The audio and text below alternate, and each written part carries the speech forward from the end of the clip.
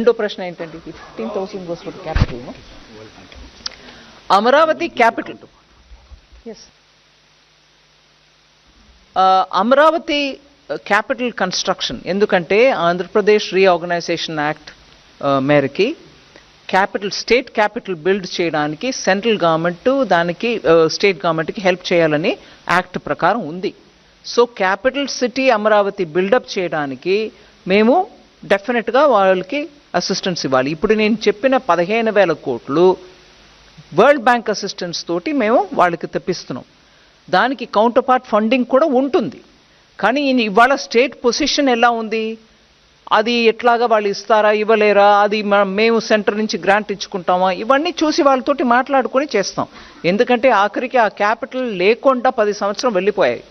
ఆంధ్రప్రదేశ్కు ఒక క్యాపిటల్ ఉండాలి. భారతదేశంలో ఒక రాజ్యం ఉందనంటే క్యాపిటల్ లేకుండా అది ఆంధ్ర.